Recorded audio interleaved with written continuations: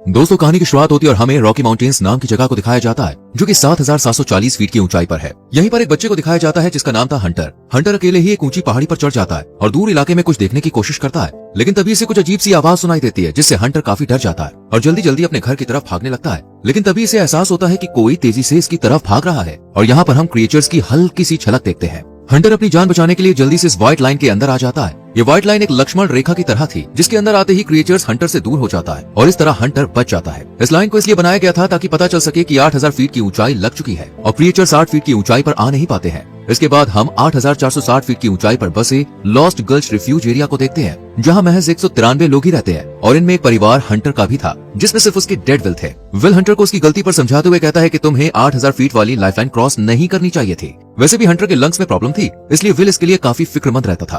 Hunter will say कहता है कि मैं बस ये देखने गया था कि आसपास कोई रहता है या फिर नहीं। ये सुनकर विल इसे समझाता है कि ये सब तुम्हारे लिए ठीक नहीं है, लंग्स में प्रॉब्लम होने से तुम्हारी जान भी जा सकती है और मैं अब तुम्हारी माँ के बाद तुम्हें खोना नहीं चाहता हूँ। इसके बाद हम विल को एक लड़की के साथ देखते हैं जिसका नाम था कैटी। कैटी विल की वाइफ तारा की बहुत अच्छी फ्रेंड थी। विल कैटी को बताता है कि आज हंटर लाइफलाइन क्रॉस करके एल्बा फायर रोड देखने के लिए गया था। यहीं पर आखिरी बार हंटर ने अपनी माँ को भी देखा था। विल हंटर को उसकी सेफ्टी के लिए रिस्ट्रिक्टेड एरिया में ही रखना चाहता था, लेकिन कैटी उसे समझाती है कि ये इलाका उसके लिए जेल जैसा है। वो इस पूरे इलाके में इकलौता बच्चा है। इस पर विल कहता है कि हम अटैक के 3 साल बाद भी आज जिंदा हैं और हंटर को भी जिंदा रहने के लिए रूल्स फॉलो करने ही होंगे। इसके बाद हम एक लेडी को देखते हैं जिसका नाम था नीना। ये बुलेट्स निकालकर एक शील्ड पर लगातार फायर करती रहती है, लेकिन इस शील्ड पर जरा भी असर नहीं होता क्योंकि ये शील्ड असल में उन क्रिएचर्स की स्किन थी जो काफी मजबूत थी।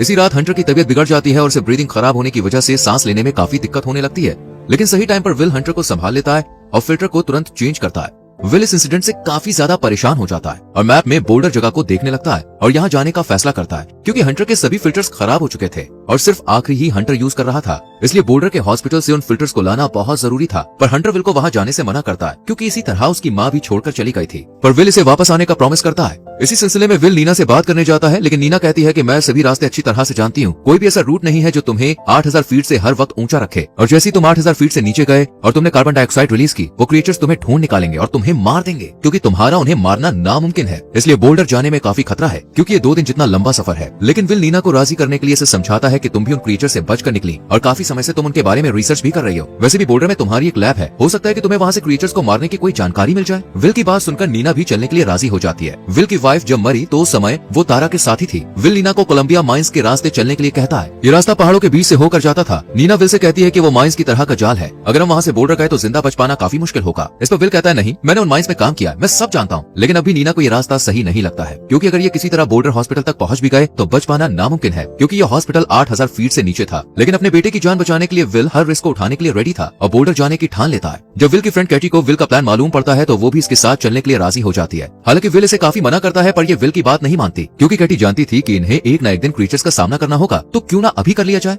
रास्ते में नीना कैटी से मिलती है और पूछती है कि तुम उन क्रिएचर्स को कैसे हराओगी, उन पर बुलेट्स काम नहीं करती हैं, अब तो हम वहाँ पहुंचकर मरने ही वाले हैं। ये सुनकर कैटी समझ जाती है कि नीना भी हमारे साथ जाने वाली है। इसके बाद विल, नीना और कैटी स्की एरिया की मदद से क्रिएचर के सबसे खतरनाक इलाकों को पार करने का फैसला करते हैं। अब ये तीनों अपने सफर पर आगे बढ़ते हैं और नीना अपने ट्रैकर के बारे में बताती हुई कहती है कि ये इनकी इलेक्ट्रोमैग्नेटिक फील्ड को कैच करता है क्योंकि जो क्रिएचर्स हैं जिनका नाम रिपर्स है, ये बहुत हाई इलेक्ट्रोमैग्नेटिक फील्ड बनाते हैं जो कि बाकी जानवरों के मुकाबले कई गुना ज्यादा है। इसके बाद ये लोग एल्बा फायर रोड पर पहुंच जाते हैं जहां से 8,000 फीट के नीचे का रास्ता शुरू होने वाला था। नीचे बढ़ते ही इन्हें घोड़ों का झुंड दिखाई देता है। ये देखकर तीनों समझ जाते हैं कि इन क्रिएचर से सिर्फ इंसानों को ही खतरा है। इसके बाद ये तीनों स्की एरिया जाते हैं जिसकी ऊंचाई थी 7,620 फीट। यहाँ विल कहता है कि जो ऊंची वाली चोटी है वो 8,000 फीट की ऊंचाई पर है और हम ये रास्ता स्की के जरिए जल्दी पूरा कर सकते हैं। लेकिन तभी नीना को ट्रैकर की मदद से पता चलता है कि एक रीपर इनकी तरफ आ रहा है और जंगल में इन्हें रीपर दिखाई भी देता है, इसलिए ये लोग लाइफलाइन की तरफ जाने लगते हैं। कैटी रीपर पर कई अटैक करती है पर कोई फायदा नहीं होता। ये देखकर ये तीनों जल्दी से स्की से लाइफलाइन तक पहुंचने की कोशिश करते हैं, लेकिन रीपर स्की को नुकसान पहुंचाता है। पर इनकी किस्मत अच्छी है कि ये तीनों फिर भी 8,000 फीट की ऊंचाई पर पहुंच जाते हैं, पर रीपर अभी भी इसी लाइन के सामने मौजूद होते हैं। आज रात ये तीनों एक रिसोर्ट में रुकने का फैसला करते हैं और नीना इन लोगों को बताती है कि 3 साल तक रिसर्च करने के बाद मुझे ये तो कंफर्म है कि ये प्रेडेटर्स नहीं है क्योंकि प्रेडेटर्स दूसरों की जान अपना पेट भरने के लिए ले लेते हैं, लेकिन ये रीपर सिर्फ मारते हैं, खाते नहीं। इसलिए इन्होंने बाहर निकलते ही 95% से ज्यादा आबादी को खत्म कर दिया,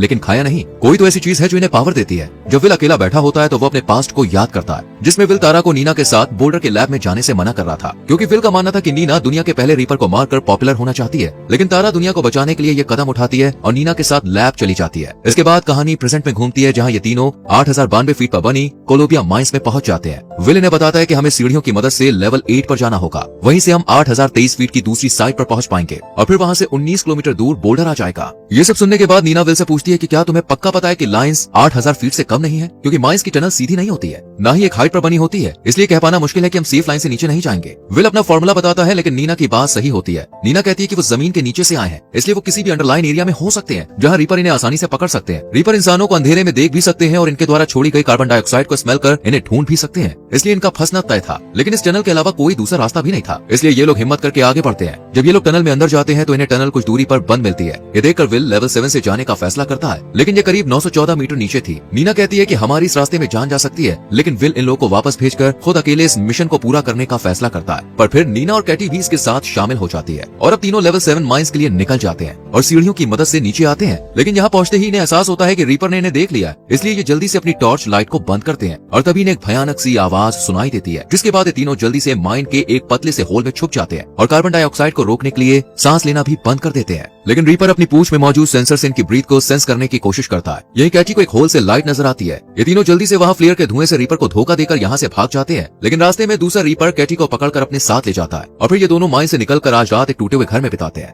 डिनर के वक्त नीना विल से कहती है, लैब में खास केमिकल है जो मैग्नीशियम ऑक्साइड का क्यूबिक वर्जन है, हमें उसकी जरूरत है, क्योंकि जो रीपर है वो इलेक्ट्रिकली चार्ज होते हैं और उनके शरीर में किसी तरह का एक डिफेंस मैकेनिज्म है। लेकिन अगर उस केमिकल की बुलेट पर लेप लगाकर रीपर्स पर उससे अटैक किया जाए तो इससे 1 मिलियन वॉट का रिएक्शन होगा और अनकंट्रोलेबल इंटरनल कंबस्टन के कारण उनकी मौत हो जाएगी। लेकिन ये आइडिया विल को कुछ खास पसंद नहीं आता और अगले दिन दोनों बोल्डर हॉस्पिटल पहुंच जाते हैं, जहां विल को 5th फ्लोर पर फिल्टर्स मिल जाते हैं। लेकिन तभी रीपर इन पर हमला कर देते हैं और ये दोनों ऑक्सीजन सिलेंडर में ब्लास्ट कर उसे दूर भगा देते हैं और जल्दी से नीना की लैब में पहुंचकर नीना मैग्नीशियम ऑक्साइड के लेप को बनाना शुरू करती है। यहाँ विल को नीना की फैमिली फोटो मिलती है, जिसके बारे में नीना बताती है कि मेरी फैमिली एक खास चीज पर रिसर्च कर रही थी, लेकिन रीपर ने उन्हें मार दिया और तारा भी मेरे साथ अपनी मर्जी से आई थी, मैंने उसे फोर्स नहीं किया। अपने एक्सपेरिमेंट्स में जब नीना रीपर की शील्ड पर हमला करती है तो कोई फायदा नहीं होता, इसलिए नीना विल को हंटर के लिए यहाँ से जाने को कहती है और खुद रिसर्च में लग जाती है। इधर विल की रास्ते में कार पंक्चर हो जाती है, वहीं दूसरी तरफ एक रीपर नीना के पास आ जाता है और नीना कोबाल्ट का लेप बुलेट पर लगाकर उसे शूट कर देती है और ये मारा जाता है। इधर विल को रीपर्स घेर लेते हैं और बस मारने ही वाले होते हैं कि तभी एक रीपर को गोली लगती है और वो ब्लास्ट हो जाता है। ये कारनामा नीना ने कोबाल्ट की मदद से किया था। इस तरह सभी रीपर्स को मार देती है और इन्हें पता चलता है कि ये एक मशीन की तरह थे जिन्हें इंसानों को मारने के लिए भेजा गया था, लेकिन किसने, इसका जवाब नहीं मिल पाता है और फिर सभी लोग रीपर्स को खत्म करने के लिए निकल जाते हैं और मूवी यहीं पर खत्म हो जाती है।